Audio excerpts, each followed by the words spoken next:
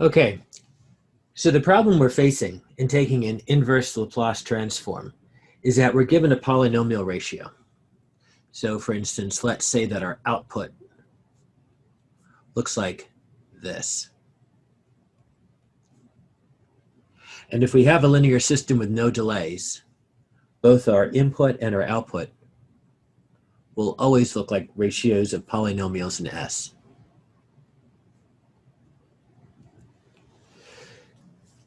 So if we have a output that looks like this, a y of S, how do we find the output in the time domain? How do we inverse that forward Laplace transform to find our time domain result?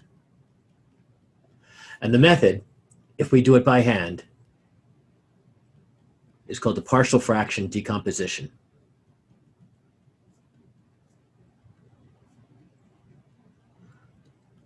Which from now on I will just call a PFD. So in order to do this, the text gives a number of steps. I'm going to modify the text.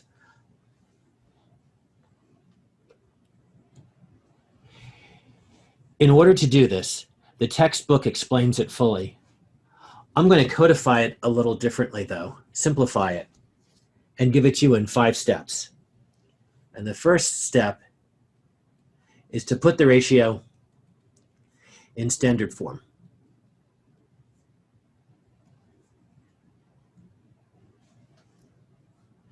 And by standard form, I mean decreasing powers of S in both the numerator and the denominator,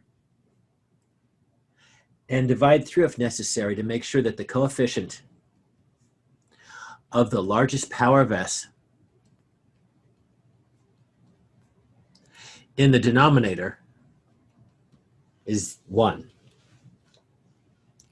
So probably easiest to illustrate this with an example. Let's say we have 5 plus 10s, I'll make it s squared, over 2s squared plus 8.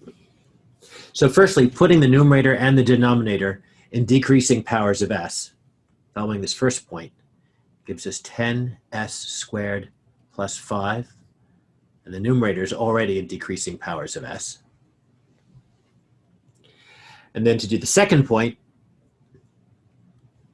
that largest power of s is whatever the numeric coefficient is that's furthest over on the left of our denominator.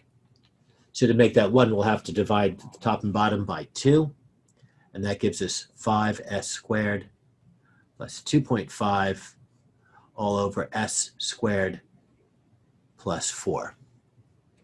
So now we've got it in standard form.